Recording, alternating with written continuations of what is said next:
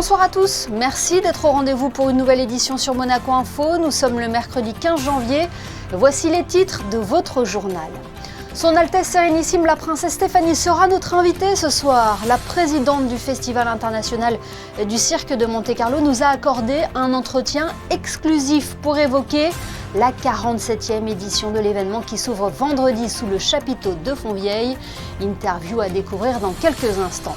La sécurité numérique au cœur d'un symposium européen en principauté, un événement, vous le verrez, ô combien important à l'ère du tout numérique. Le Téléthon Monaco Acte 2, l'association Monaco Maladies Génétiques vous donne rendez-vous à l'espace Léo Ferré ce week-end pour un moment placé sous le signe de la solidarité et de la générosité. Nous en parlerons avec Muriel Aliardi. Et puis l'impro à l'honneur au Théâtre des Muses avec le spectacle Les Hommes du Président.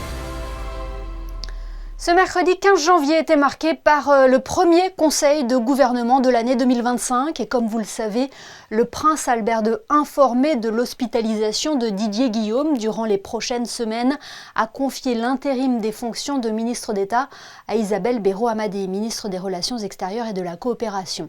Juste avant de débuter ce conseil de gouvernement au ministère d'État, elle a tenu à adresser un message d'unité et de mobilisation pour poursuivre les actions au service de la principauté.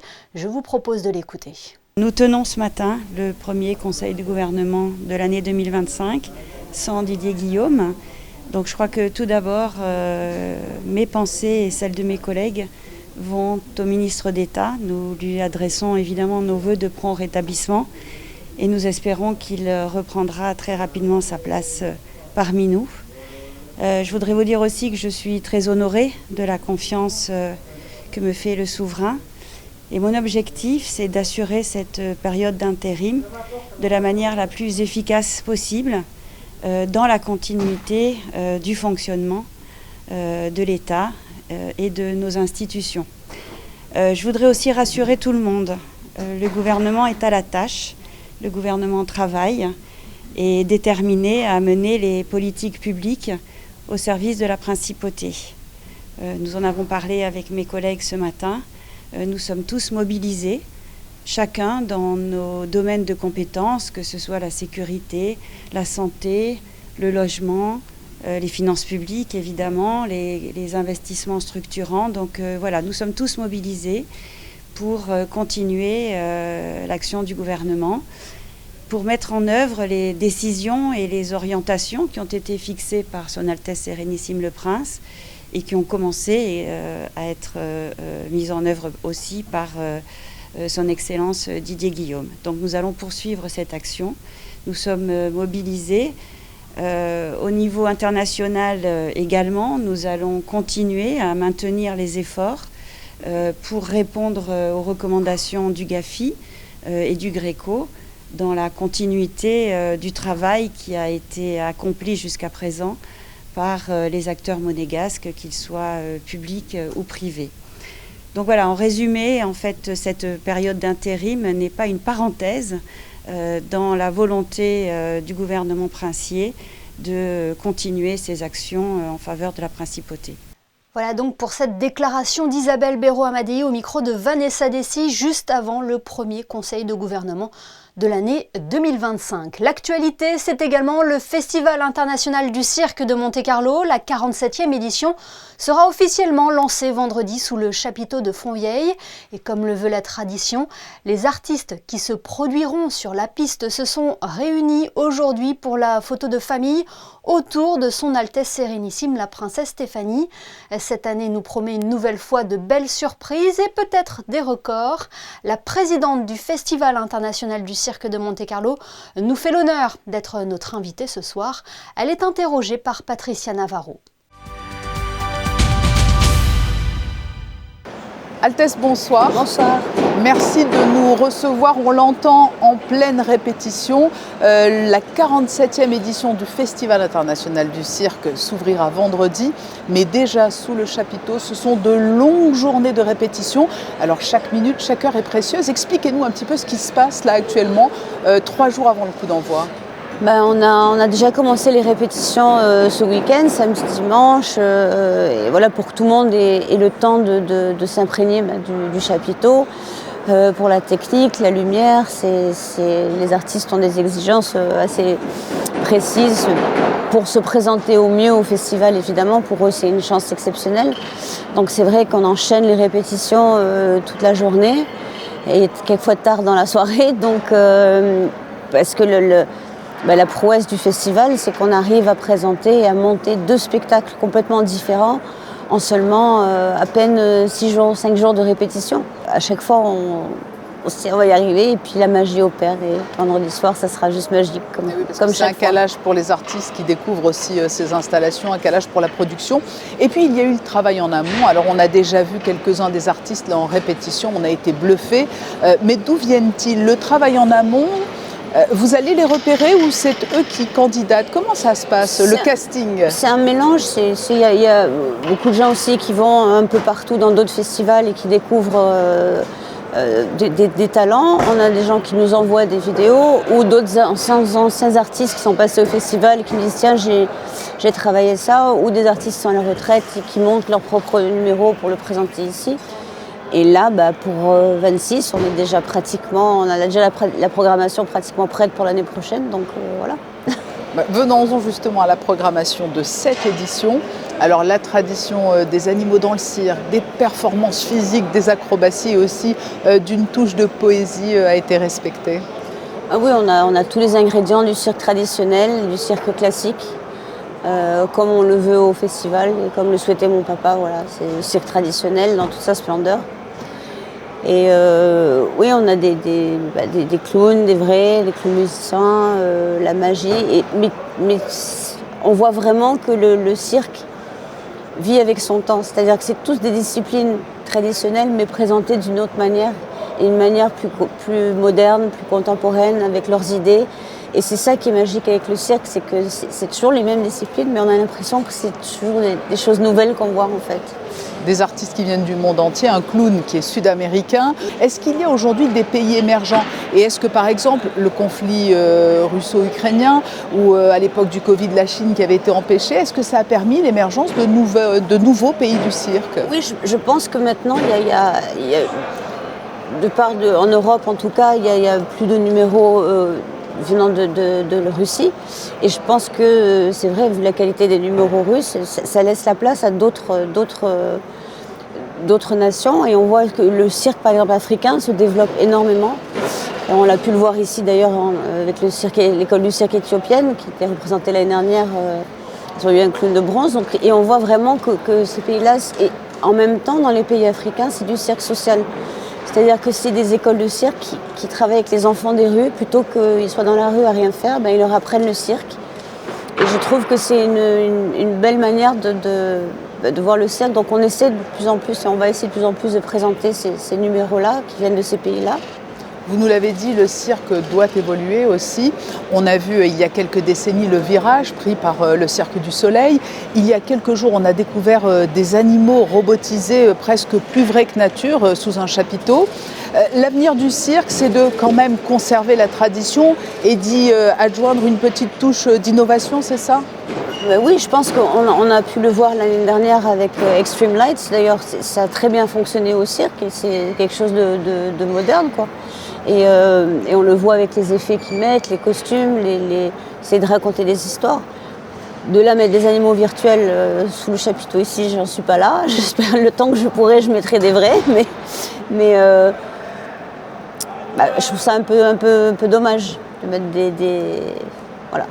Oui, parce que ça, c'est un point sur lequel vous insistez chaque année. Oui. C'est que les animaux qui viennent se produire ici, selon vous, ce sont des artistes. C'est des artistes à part entière. Ce matin, on a vu à la répétition, il y a un petit buffle d'Écosse qui s'appelle Pikachu. Et il n'avait pas envie de suivre les autres, il s'est mis avec les chameaux et puis il a fait ce qu'il avait envie de faire pour se montrer plus longtemps en piste. Et on les voit, ils sont contents, ils sont détendus, Et quand on voit l'amour de la famille Martini pour leurs animaux, c'est juste magique. Ils sont avec eux toute la journée, c'est des membres à part entière de leur famille. On l'a vu il y a quelques minutes, il répétait sous le chapiteau un jeune artiste de 9 ans. On a parlé d'innovation pour le cirque, de tradition, mais ce qu'il faut aussi assurer peut-être, et c'est ce que vous faites aussi ici, c'est assurer la relève et soutenir la jeune génération qui montre toujours autant d'appétence pour cette discipline. Oui, je pense que depuis qu'on a changé la formule en fait, d'intégrer la compétition New Generation dans le festival lui-même, ça a donné un autre élan aussi aux jeunes parce qu'ils se présentent avec les artistes confirmés et ils ont tout à fait leur place, quoi. Ils sont vraiment du niveau. Mais c'est aussi un encouragement pour qu'ils continuent et qu'ils reviennent un jour dans la piste du festival. Et ça encourage aussi ceux qui sont en école de cirque, se dire que voilà, il y a un endroit où on récompense les jeunes talents, où pour eux puisqu'ils ont la culture circassienne, pour eux c'est un rêve d'être ici, même tout petit. Donc ils sont déjà tellement professionnels tous, c'est incroyable, quoi. On sait que vous avez grandi au milieu du cirque, des artistes de cirque, que c'était une tradition qui était très chère à votre papa. Vous, plus particulièrement, Altesse, qu'est-ce qui vous émeut aujourd'hui? Qu'est-ce qui vous touche? Vous avez déjà assisté à plusieurs numéros qui seront présentés lors de cette 47e édition. Qu'est-ce qui vous touche au cirque? Je le dis à chaque fois, c'est le don de soi pour donner du rêve aux autres. Et je crois que c'est ce qui m'émeut, c'est que toutes ces personnes, c'est des années de travail dur. Et ils sont juste là pour nous éblouir, pour nous émouvoir, pour nous faire peur aussi quelquefois. Mais c'est ça qui me plaît dans le cirque, c'est la vérité, ça triche pas, quoi. C'est du spectacle vivant et c'est des personnes à part entière qui ont leurs soucis aussi, mais ils laissent tout derrière le rideau et quand ils sont en piste, ils sont là pour nous faire oublier tout aussi. Donc, et le cirque, c'est magique parce que c'est le seul spectacle tout court, même pas vivant, où toute une famille peut partager les mêmes émotions, que ce soit les plus petits jusqu'aux plus vieux. Donc, et ça, il n'y a rien d'autre qui peut apporter ça. Donc, vive le cirque. Vive le cirque, et je le rappelle, donc la 47e édition du Festival international du cirque de Monte-Carlo débutera vendredi sous le chapiteau de Fontvieille. Merci Altesse, merci. Présidente. Je vous en prie, merci, au revoir. Et l'entretien de Son Altesse Sérénissime la Princesse Stéphanie est d'ores et déjà à retrouver sur notre chaîne YouTube. Un mot de sport à présent et du football. Avec l'élimination de l'AS Monaco en 16e de finale de Coupe de France, les Monégasques se sont inclinés au tir au but face à Reims. Une grande déception pour Adi Hütter et ses joueurs qui espéraient aller plus loin dans la compétition. À noter que les Rouges et Blancs portaient hier soir un brassard noir en hommage à Henri Rey, président de l'AS Monaco de 1969 à 1972, disparu dernièrement. Prochaine rencontre pour l'AS Monaco ce vendredi face à Montpellier, match comptant pour la 18e journée de Ligue 1, puis la réception d'Aston Villa en Ligue des Champions le mardi 21 janvier, une rencontre qui aura lieu en même temps que la soirée de gala du Festival international du cirque de Monte-Carlo. Il est conseillé de prendre vos dispositions si vous souhaitez vous rendre à l'un de ces deux événements. Des parkings vous seront dédiés pour stationner. Plus de détails sur le site du gouvernement princier. Direction le Méridien Beach Plaza maintenant, où un événement majeur pour la sécurité numérique rassemble des experts du monde entier pour discuter des nouvelles cybermenaces et des solutions innovantes à mettre en œuvre. Un enjeu crucial à l'ère du tout numérique, comme vous l'explique Vanessa Dessy sur des images de Thomas Deus. Ce symposium européen vise à renforcer la coopération internationale en matière de cybersécurité. L'événement rassemble experts et acteurs dans le domaine afin d'échanger sur les meilleures pratiques, anticiper les menaces émergentes et développer des stratégies innovantes. C'est un programme sur 3 jours. Il y a une journée de formation à la fois technique mais aussi organisationnelle ou technologique. Et suivi par 2 journées de présentation de nos confrères sur des retours d'expérience, que ce soit là aussi encore des technologies nouvelles qui sont arrivées sur le marché, mais aussi des typologies d'attaques informatiques qui ont pu être constatées dans d'autres pays, que ce soit là aussi européens ou nord-américains. C'est l'occasion de tisser des réseaux et des réseaux avec des gens de confiance. Donc on a besoin de se voir régulièrement en tête à tête et pas uniquement en s'échangeant des emails ou sur un coup de téléphone. L'objectif principal est donc de promouvoir une réponse coordonnée face aux cyberincidents en favorisant une collaboration mondiale. Et c'est justement l'émission de FIRST, cette association internationale dédiée à la cybersécurité. Le FIRST est une association qui a été créée dans les années 90 et dont la vocation c'est de rassembler différentes équipes qui font du traitement d'incidents de sécurité. Donc c'était une petite association au départ, et puis bien entendu avec l'évolution d'Internet, nous sommes à peu près 1 millier aujourd'hui d'équipes réparties dans une centaine de pays. Il n'y a pas de grands pays ou de petits pays, il n'y a pas de grandes équipes ou de petites équipes. Ce qui est important, c'est surtout de créer un réseau. Et c'est ça, je dirais, le message le plus important, je pense qu'il faut qu'on fasse passer. C'est que, quelle que soit l'expertise, quelle que soit la taille, on fait tous partie d'une même communauté. Et il faut donc tous qu'on arrive à partager au maximum. Face à l'évolution constante des menaces numériques, l'événement joue un rôle crucial dans la protection des systèmes et des données, assurant ainsi une réponse collective et efficace aux défis de demain. Format inédit pour le Téléthon en Principauté. Cette année, il se déroule en 2 actes. Plus d'1 mois après avoir organisé plusieurs animations sur la promenade Honoré II, l'association Monaco Maladies Génétiques vous donne rendez-vous à l'espace Léo Ferré ce week-end pour un 2e acte, toujours placé sous le signe de la solidarité et de la générosité. Pour en parler, Muriel Aliardi est en duplex avec nous. Bonsoir. Bonsoir et merci à votre télévision de nous suivre chaque année pour le Téléthon. Et merci à vous d'être notre invité ce soir. Comment va se dérouler ce week-end placé sous le signe du Téléthon à Monaco ? Alors nous avons eu la chance d'être reçus à l'espace Léo Ferré grâce à partenariat avec la mairie. Et donc il y a de nombreuses animations qui vont se dérouler de 10h à 22h le samedi et de 10h à 20h le dimanche dans l'espace Léo Ferré. Quelles seront les activités proposées ? Alors, les activités proposées, tout d'abord, nous avons, comme en cette année olympique, nous avons réalisé avec le comité olympique de Monaco un quiz sur l'olympisme où les personnes, les enfants, les adultes pourront venir répondre à des questions sur l'implication de Monaco dans les Jeux olympiques et gagner des petits lots.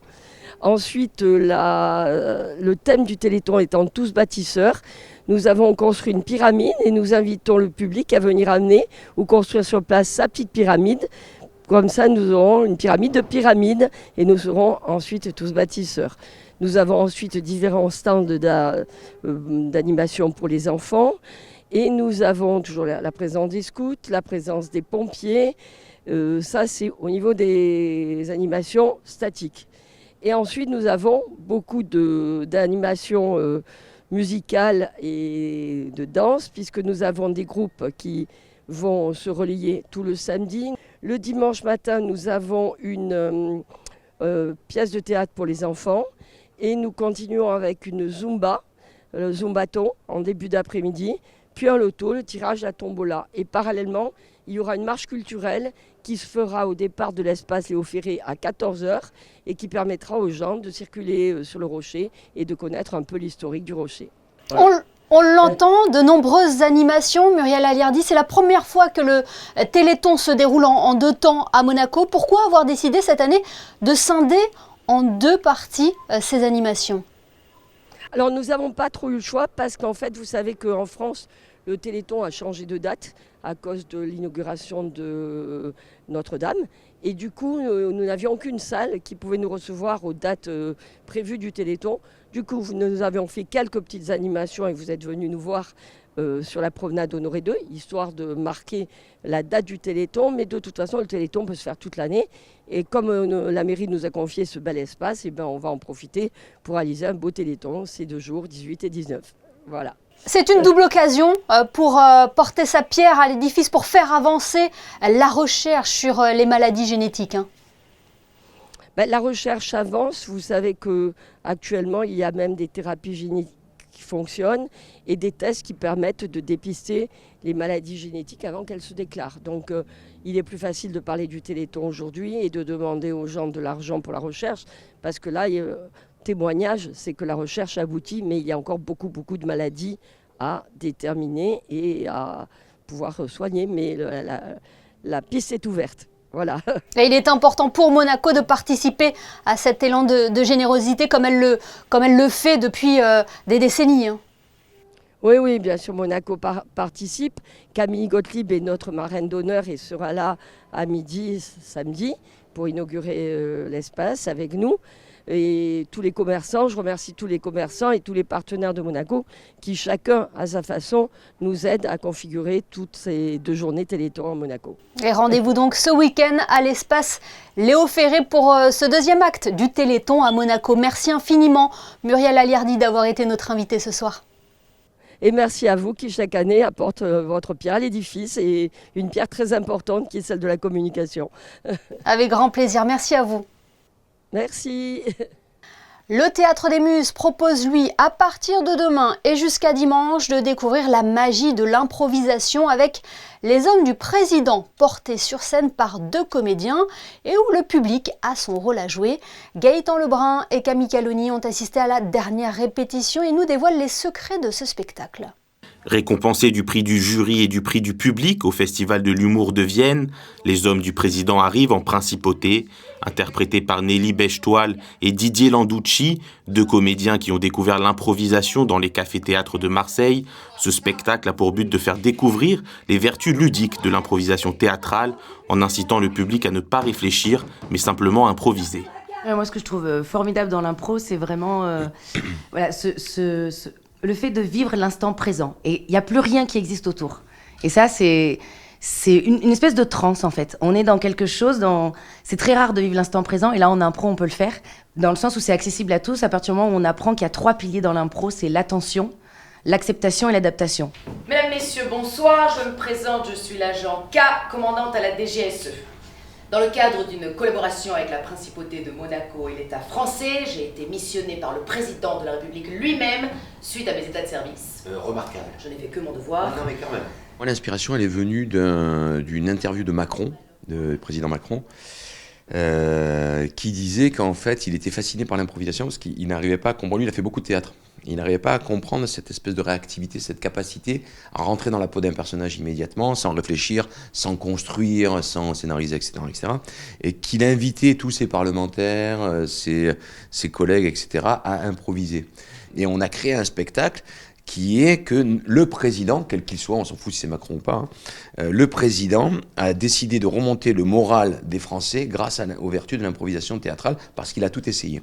Et en fait, il envoie sur le terrain un expert d'improvisation, que je joue, et encadré, comme c'est une mission gouvernementale, par un agent de la DGSE. Voilà, l'agent K. Et elle rigole pas du tout, elle est là pour cadrer la mission qui est gouvernementale, sauf que dans l'ordre de mission, ils se sont trompés, et ils l'obligent à improviser alors qu'elle ne sait pas faire ça, et elle n'aime pas. Donc il y a un duo antinomique de clowns, presque, et le public joue avec ça et profite de ça. L'improvisation tient une place importante au Théâtre des Muses. 10 classes de théâtre suivent le cursus théâtral chaque année. Les 3 premiers mois sont dédiés à l'apprentissage des codes de l'improvisation. Les jeunes comédiens du Théâtre des Muses assisteront donc au spectacle afin de clôturer leur premier cycle avant de s'attaquer à l'étude du texte théâtral.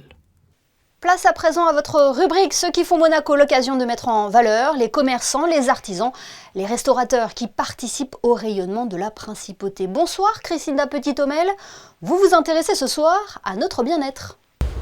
Oui, aujourd'hui nous vous donnons rendez-vous dans un lieu unique en Principauté. Ici, nous sommes dans l'antre de la beauté.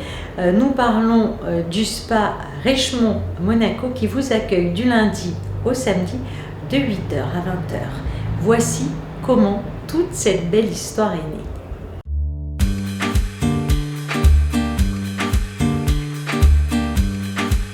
Richemont Monaco, on a commencé depuis 2021 à Monaco avec un concept pour créer un produit et traitement et service qui fait sur mesure pour chaque personne.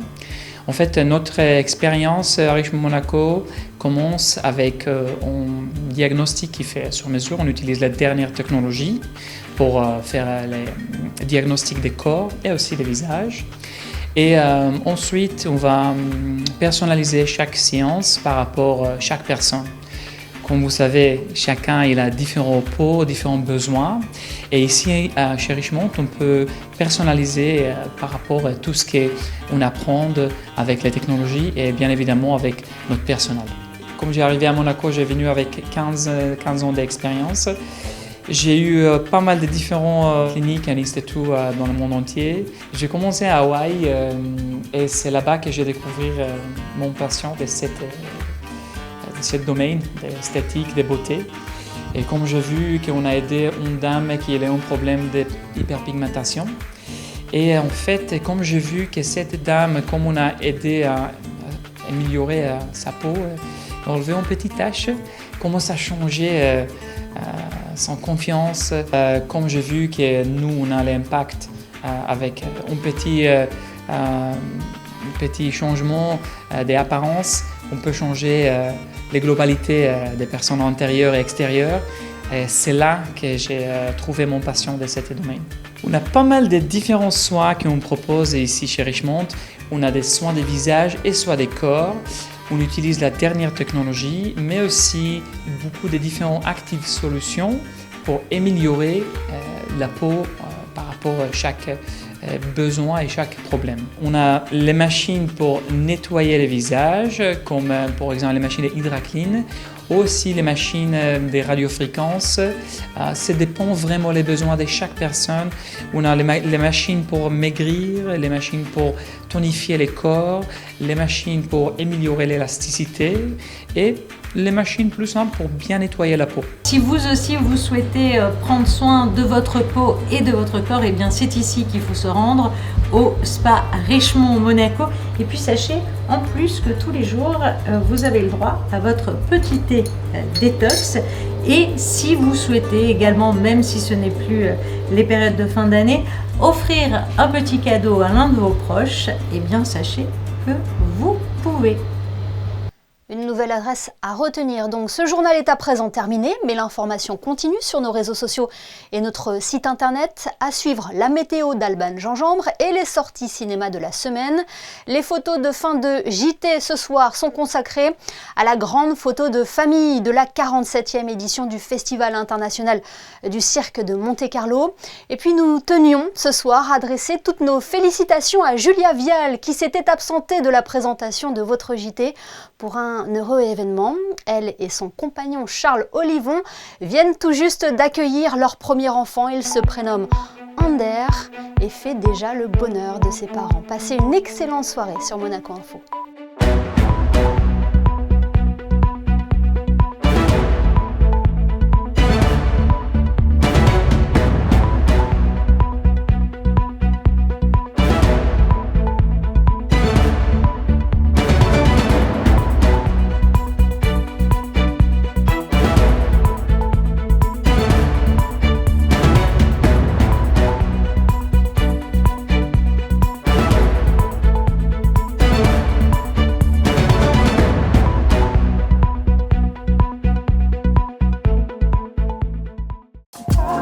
Retrouvez la météo avec Maya Bay, le restaurant référence thaï japonais de Monaco.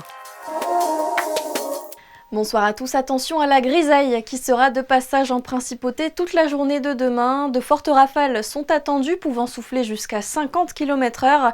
Et puis un ciel très nuageux qui deviendra un peu plus variable en deuxième partie de journée. Pas de pluie, mais habillez-vous chaudement malgré tout. Le thermomètre affichera 8 degrés le matin et jusqu'à 12 degrés l'après-midi. Et la citation du jour, tout le monde savait que c'était impossible. Il est venu un imbécile qui ne le savait pas et qui l'a fait. Vous l'aurez reconnu, ce sont des mots de Marcel Pagnol, car en ce jeudi 16 janvier, nous fêterons les Marcel. C'était la météo avec Maya Bay, le restaurant référence thaï japonais de Monaco.